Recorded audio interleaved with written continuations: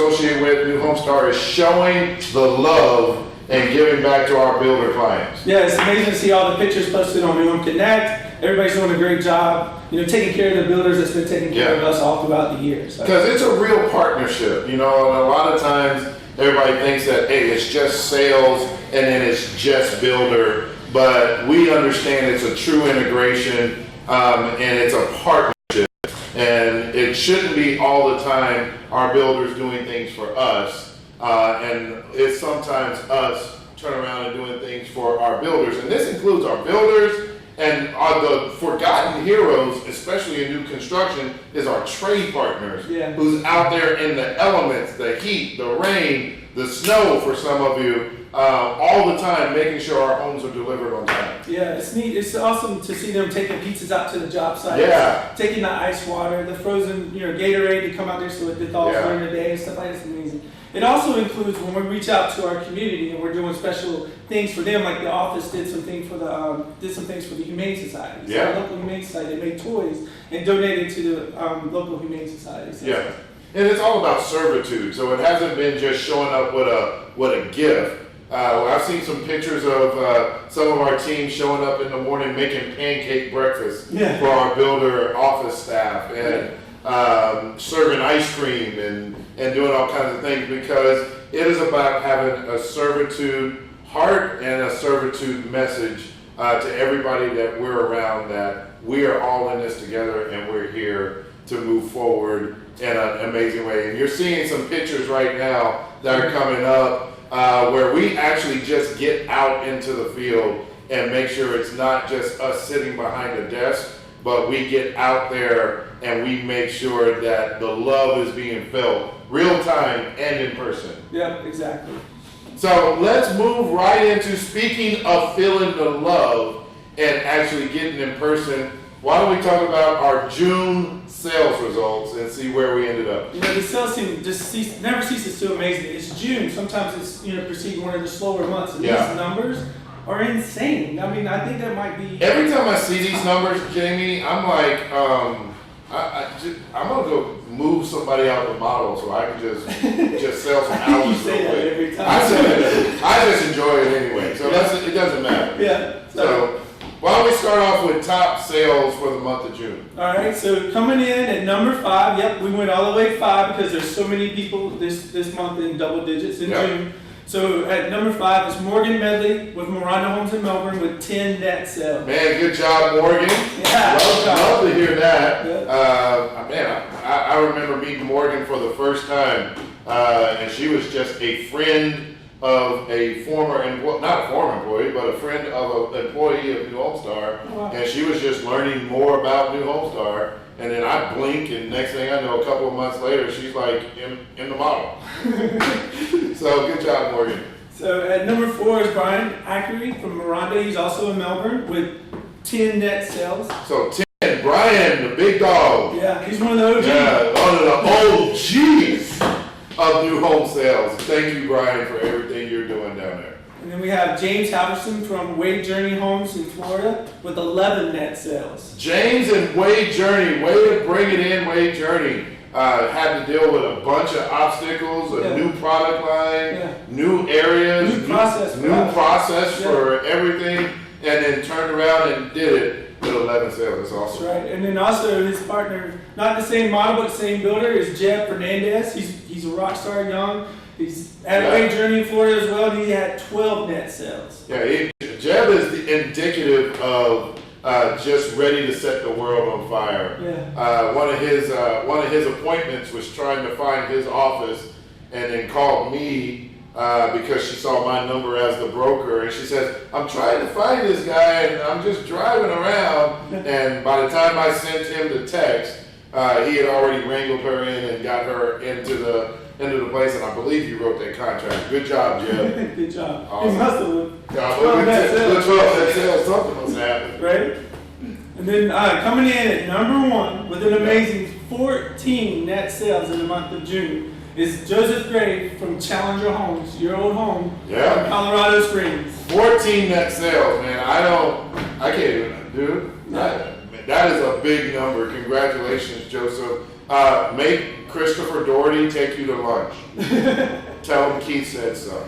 All right, so then we move right into sales volume, and with the sales volume, a familiar name from earlier is Brian Agri with Miranda in Melbourne. He had $2.85 million in volume in the month of June. Wow, man, and we're going to talk about this later. Well, I mean, summertime, people on vacation, it's tough to kind of keep everything going through the summer months. So great job, Brian. That's putting in good work. And then coming in number 2, no stranger to this list before, but from Huntsville, Alabama, Miss Deborah Lester coming in with $2.91 million. Yeah. So congratulations, Deborah. Thank you for everything you're doing down there in Huntsville. And then coming in at number 1, Joseph Gray from Challenger Homes in Colorado Springs with $4.96 million in 1 month. Joseph, I don't want to mean to be that guy, but you're .04 from $5 million. You couldn't. I'm kidding, Joseph. Incredible month for you, buddy. Very, very excited for you. We look for more coming out of you in the months and years to come. So thank you for all the great results in June, and not just that. Let me just speak from a global sense. That New Home Star globally had a very, very good June. So we want to thank all of you for all of your hard work, for really dialing in with the training. We've been hearing messages from how all the sales meetings are increasing in value. We've been seeing you guys role play more. Yep. That makes him happy. We've been seeing more role play. And listen, the more you role play in your sales meeting, I know when you're in it, you're like, oh, okay, and you feel like you're just going through the motions.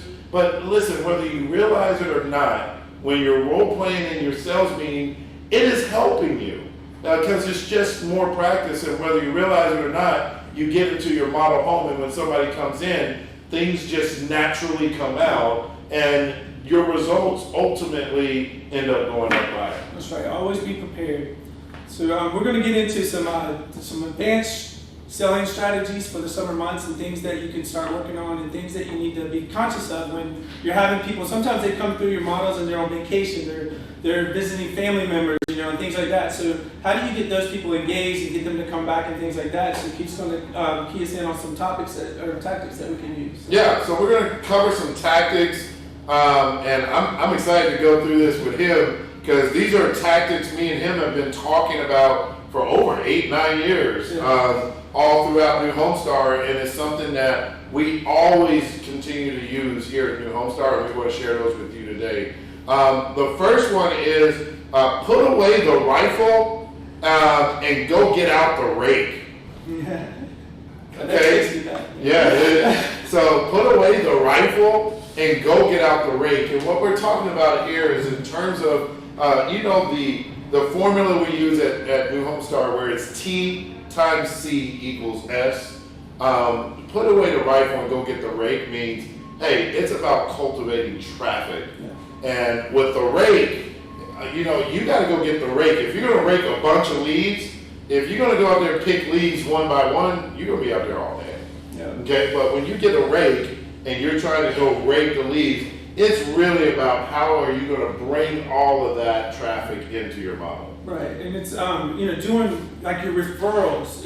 There's a lot of closings happening right now. All the homes you guys sold in February, March, and April. A lot of those homes are closing now. Now's the time to ask them for referrals, trying to see if they have friends or family that are looking for a home too. It's time to have those referral-based SAMI activities. Is a great thing to do in July and these summer months. Have those picnics, have those cookouts, the grills. It's more consistent weather this time of year, so you can have these outdoor activities and get it out of the model and enjoy the weather that we're out there. And I know it's hotter sometimes in southern Florida, but you still got to take advantage of this time. Yeah, and when you think of traffic, we always, and the funny thing in a training yesterday, we talked about that pie wheel, where 1/3 of traffic comes from your signs and any advertising media that you have out there. And then 1/3 of your traffic comes from things that you do where you are actually going and doing your Sandy events and trying to bring traffic. And then the other third, that forgotten third, Right. that we literally spent way into the late night talking about, is referrals. Right. But when you put all three of those together, that's how you actually cultivate and create traffic when we've kind of went past our May months and you go into the summer months when everybody's busy with T-ball and summer ball and kids activities and vacations and graduations and time off, and some people just don't want to be out in the heat. So when you're competing with all those outside variables, now these are the things that still allow traffic to come into your door. Yeah, and then also taking advantage of the built-in urgency of summer, because this is the most flexible that these families are going to be. Because lots of times, you hear the objection that they want to wait till school's out, or they want to get in before school. So if you have sitting inventory homes, these guys can make the move now. They're more flexible right now. That's true. To be able to make the move to get into the inventory home. So when they come in, know that they're ready, that they can make a decision now and use that to your advantage and get rid of some of the specs that some of you guys are sitting on. So. Yep.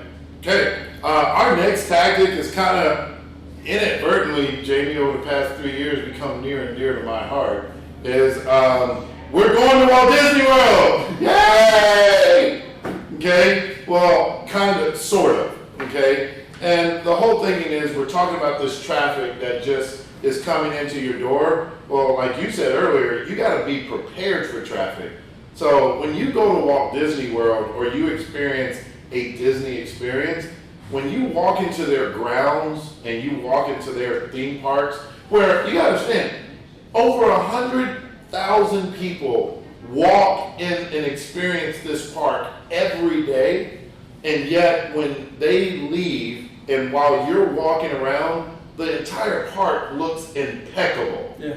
From the bathrooms to the streets, it's not just about the stores and the rides. Everything looks impeccable. And so when you think of your model home and your inventory homes, what could you do to make your model and inventory homes impeccable? Yeah, and just going the extra mile. And this is something, it's not a summer thing, this is a year-long thing. All the time. But, we can't talk about it enough. We're selling new houses, so make sure your home looks new and not lived in. So make sure it looks like a model home, and don't, stock up the refrigerator with all these condiments and things like that. Make sure it's stacked neat. Like Huntsville, Alabama, I think they spent the whole March sending pictures on New Home Connect. What if you perfectly stocked? What if you went to look at a new car and you got in and it smelled like McDonald's fries? Yeah.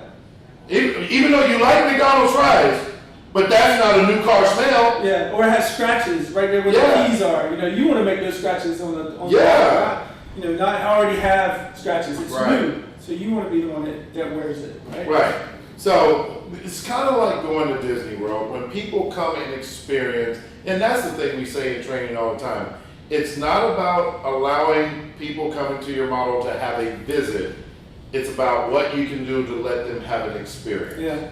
And you want to you want to put all the proper things in place so that experience is real to them. That reminds me, when I was first starting out, my first job, I ended up being a manager way too young.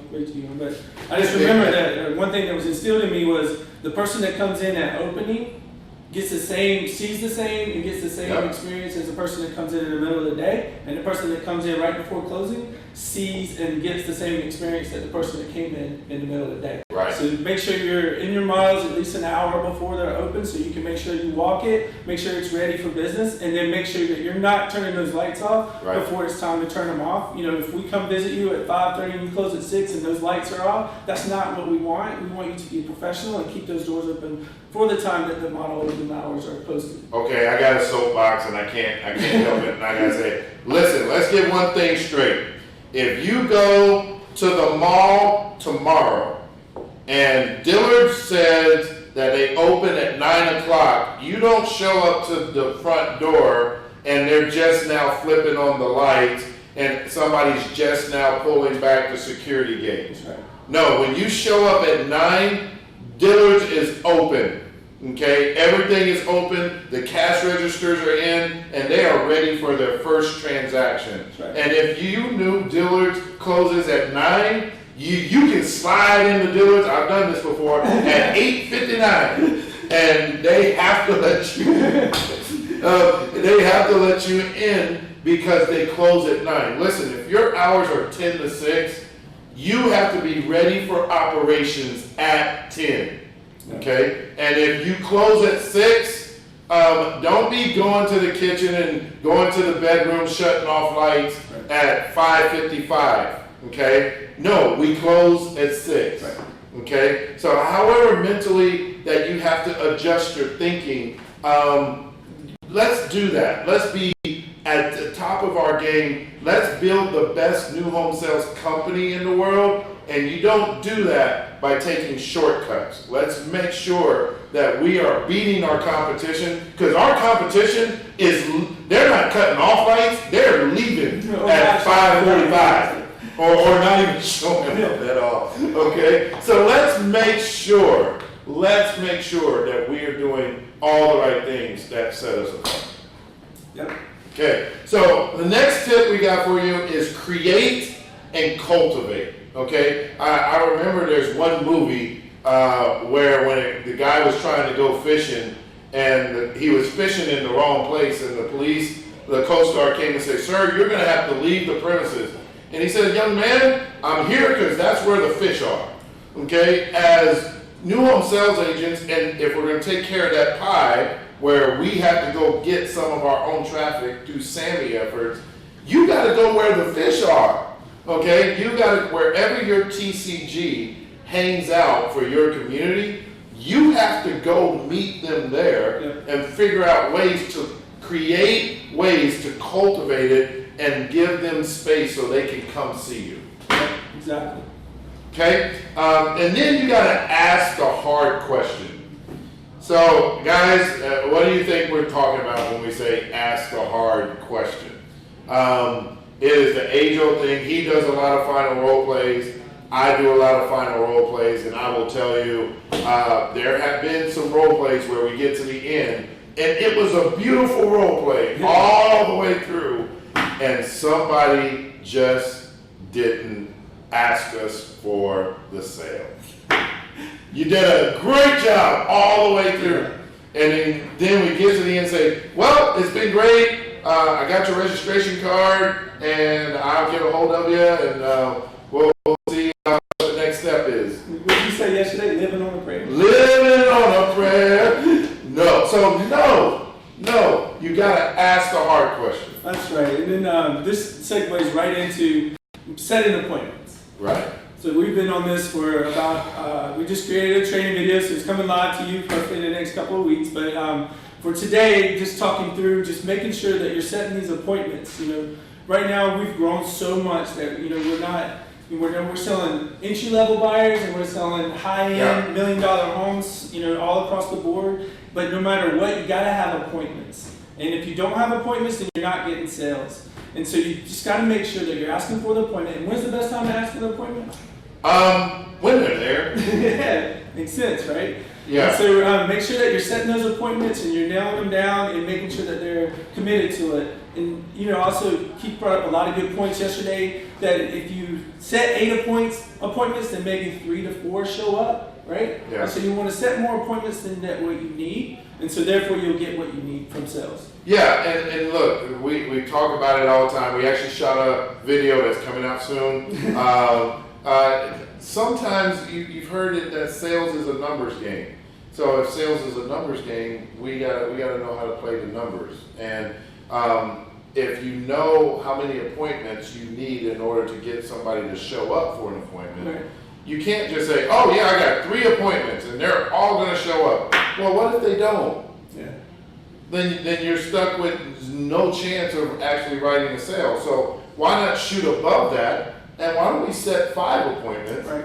knowing that 2 to 3 of them are going to show. And then of 2 to 3 people showing up to see you for the second time, now you have an opportunity to actually write a sale. Yep. And then also, guys, remember live stream. Send us your questions. So if there's anything that we're saying that you guys want to ask a question about, or if there's something on the top of your mind, we're here to answer your questions. So. Yep, and thank you, Barbara and Kyle and Brione, for all your comments. We're seeing you. Aaron Clark asked, "This is it, isn't it?" That is Dave Rice will appreciate that.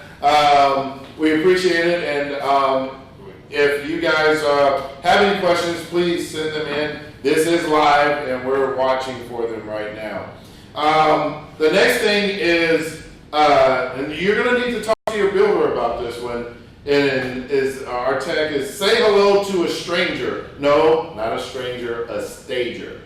How many of you have inventory homes that we might have started and we were waiting for them to be ready in March and April, and they were ready, and for whatever reason, that inventory home is still out there and it's finished, ready to go, and maybe it's a different kind of a floor plan, it's a wide open concept, and people always are walking in and they're kind of having trouble understanding how they can actually, utilize the space. Get with your builder and utilize a stager. Yeah, and then, like we mentioned earlier, I think about ready, willing, and able, and I still just go back to the families. You're going to have a higher percentage of families that are ready to move now, and then we just got to show them the right house at the right time and do what we know is right, and then having that house staged. Yeah. It's like a cherry. Yeah. And so when they go in, they can actually see their home. It's a little bit easier for them to visualize what that home's going to look like with their family inside. So if you, reach out, see if you can get some staging going on in your inventory home, especially this time of year. Don't think about, you may get some pushback because the traffic is not as high, but I think it makes it more important. Don't you agree? Yeah, and you know what, when we're talking about people being able to visualize themselves using the product, that's when you sell a lot of a certain product. Mm-hmm. So our job as new home salespeople is we got to get people, when they're walking through a house, visualizing how they're going to utilize the house. Right. And sometimes if you have an inventory home that everybody is having struggle seeing how they're going to utilize it, staging it, even very lightly, can help them visualize themselves using it. Right. Yeah, absolutely. Another tactic is I wanted to hit on is follow up with intent. And so when I come and visit and I get to spend one-on-one time with you guys, lots of times it's you got people sitting on the fence, or you got people that they disappear, they ghost you or whatever. And I think if you can have credible and valuable and bring value to your follow-up, and you set the expectation that you are going to follow up before they leave, that is super important. But I want to take it to the next level, Keith, because I know that telling you that you should set expectations doesn't really help you with the 20 registrations that you're looking at that you didn't do that, right? That's more of what's going to help you going forward.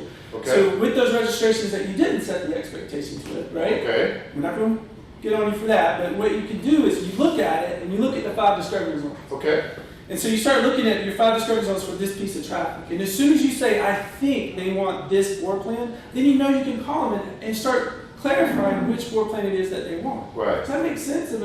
Yeah. And then like if you think they can move forward now and not wait for 6 months, then you need to call them about it, because you need to know, not think, right? Right. So that's a reason to call, and that's an intent. That means you're going to gather information from them, and when you know that you're trying to get something from them, they're more likely to answer the call, they're more likely to return the call because you have an important question that they see valuable as well. Listen, at New Home Star we have guiding principle number 3, and it's lead them to want it. Well, part of the lead them to want it is in your follow-up, okay? And within your follow-up, you gotta lead. If you leave the entire decision-making process in your customer's hands, they may never see the urgency and that they actually do need this and they want this right now. But sometimes you gotta lead them to want it. It's like a good parent that goes shopping for coats in the summer. Because in the summer is when they're on sale. And so I'm going to go buy a coat in the summer because I got it, want it now. And sometimes you got to lead your child to go, why do we got to go shopping for coats? It's hot. You got to lead them to want it. and tell them it's going to be okay, because they're going to be thanking you for taking them coat shopping when November comes. Yep. Okay, and so following up with intent, and it is actually leading your customer in the right path, and you got to be purposeful about having your follow. I will tell you, I'm going to challenge everybody watching that if you do not have a blocked set of time that you have designated where you do a mass amount of follow-up of your registration cards, I'm going to challenge you to do that and find a way to do that within the next couple of days. Yeah. Okay, because if you're showing up to work every day and you're like, oh, I guess I need to call some people today, and then you start going through your box, oh yeah, I guess I'll call these guys.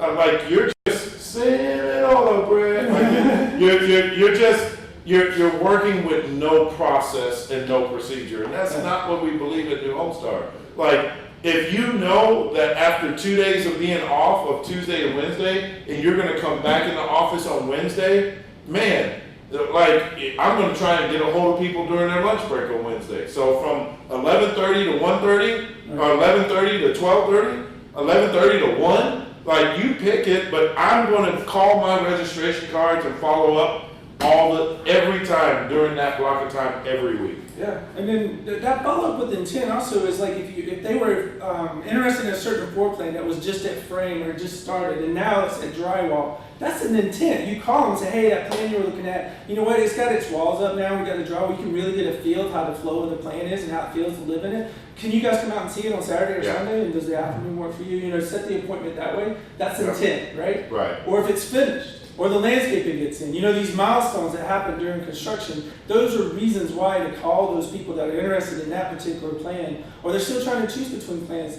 Let them see the plan so you can help them make that decision. Right. Yep. And one of the last points we're going to talk about is getting them to understand they better hurry up before somebody else buys it. Yeah. And sometimes, listen, saying it to a customer, you got to understand, if my wife had me go looking at appliances a couple of weeks ago. Never mind. And I went looking at appliances, and we were about to walk out because we looked at appliances and we wasn't sure which one. And of course, what do you think the guy said? Well, you better hurry up because the sale's going to end tomorrow. And you got to understand, all of our buyers are conditioned to get that kind of a close. Well, you better hurry up. It's expiring today. You better hurry up. Well, what better way than to not just say it, but why don't you use all your signage in your community? Make sure your community signs are updated.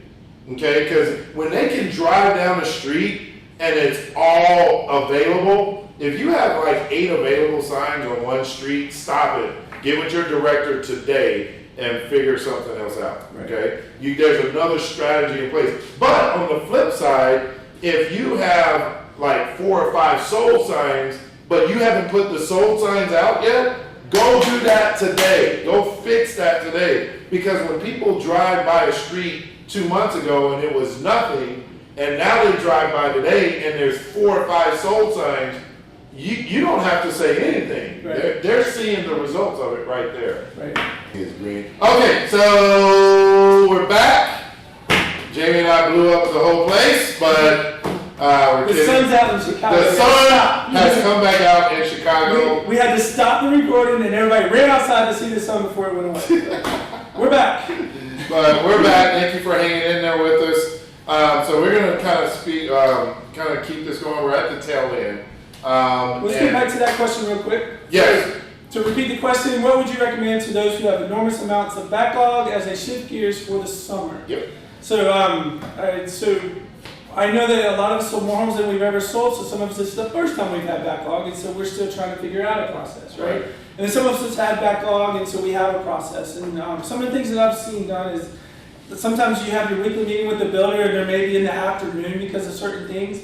Maybe shift that to earlier in the day.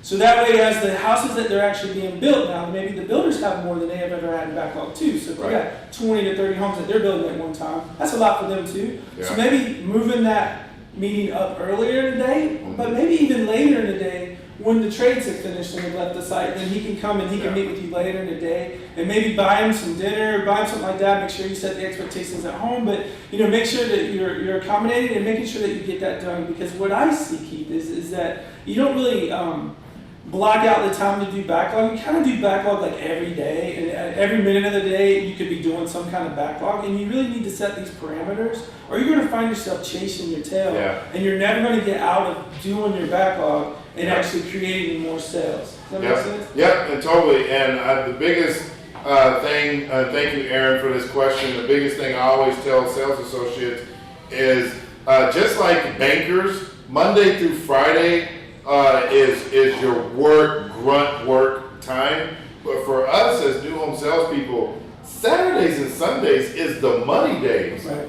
You don't want to be lost doing addendums and closing addendums and working on paperwork and any of that stuff on Saturdays and Sundays. That's money day. So you want to make sure that you get all your addendums done, all your contract paperwork updates, get all of that stuff out the way on your work day with your builder, either Monday or Wednesday or whenever it is, and wrap up all that paperwork stuff, so that way on the weekend, it's all about having appointments and making sales. Yeah.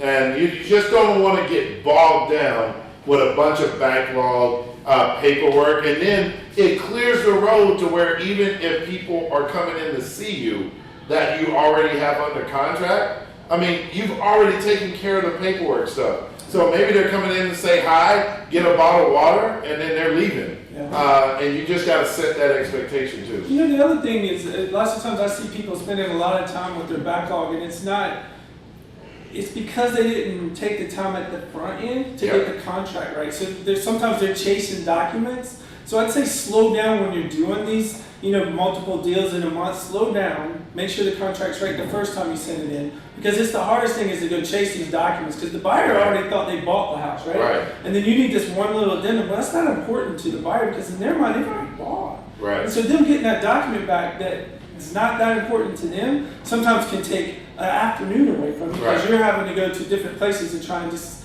prove to them how important it is. But if you just would have took the time to get it out, you just brought up something, and it's worth saying again.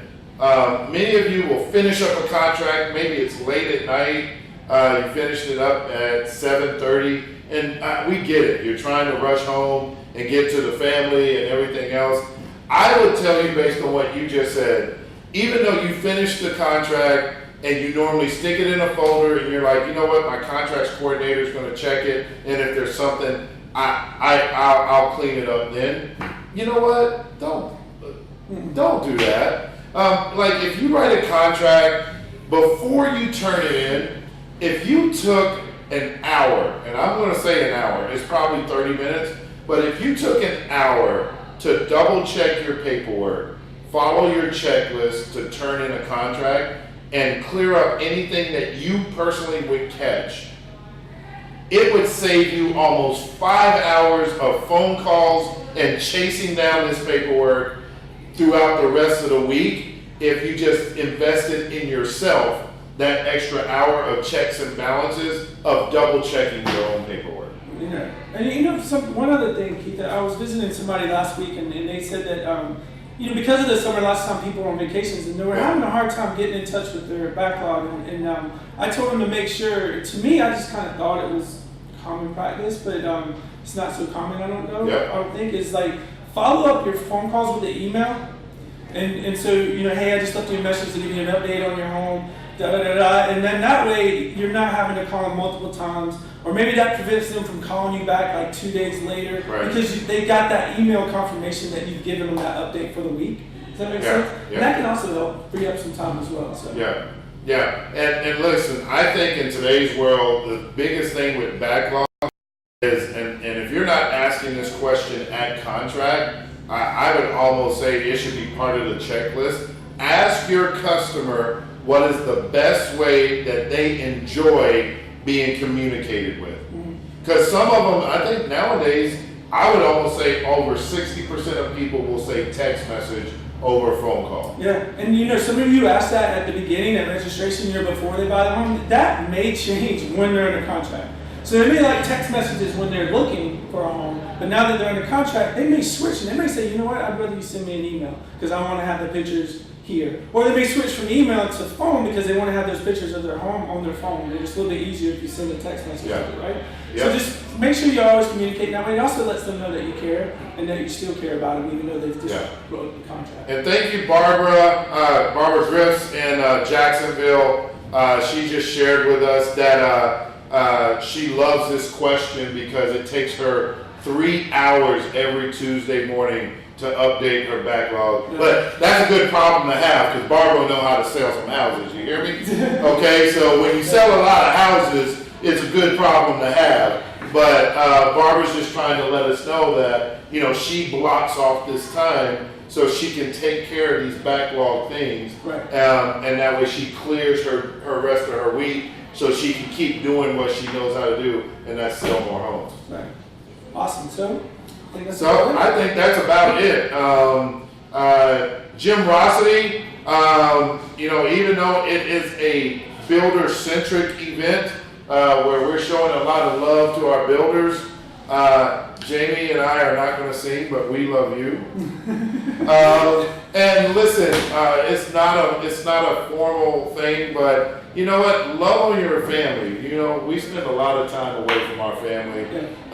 We are blessed to do what we do, and it's very rewarding in many ways. But also, it's summertime, and when you can find that extra morning to go to breakfast with your loved ones and wake up a little bit extra and just invest some extra time in there. Remember, Jim Rossity, it's all about that as well. Right. So don't forget about your own family as well. And you know what? Schedule that vacation because sometimes that makes the backlog easier because I know I woke up one day and I hadn't had a true vacation in like 12 years. And so just make sure you schedule that vacation, and so that way you have something that you're working towards, and then you can tell the family about it, and then they're also looking forward to that time when you're off, and so they give you more leeway when you're having to go in or stay late at your office. So. Yeah, and one more question coming from Brielle over in Houston. Do you have any templates that you use for construction updates? I think almost every builder has a weekly construction sheet that everybody has that they sit with their construction manager and you go over what's going on in the community and any customers who have any issues. Right. And then you actually fill that out together with your construction guy. And I don't know any one of our clients that we don't have that with. So I know that Peer Learning, there's been a couple agents that's asked that question, so you can go search the history of that question and see if there's some things that you can use there. And if you don't find anything you want, feel free to ask that question again because I'm sure that we have more people with backlog than we've ever had before. So that question may get some new updates and it may give you a template that you can use. I would suggest that you do it weekly, not bi-weekly, but that's just me. So that's it. All right. I'm Keith McKinney. This is Jamie Pugh. We are so excited about Jim Rossity in July. Thank you for all you're doing for everybody with the great results in June. And so far, we just got the flash results from July. Off to another great July. So can't wait to see what the sales results are in July. And Jamie and I are going to go out here with our corporate staff and celebrate because they have been working feverishly for a little something called a sales rally. But more to come.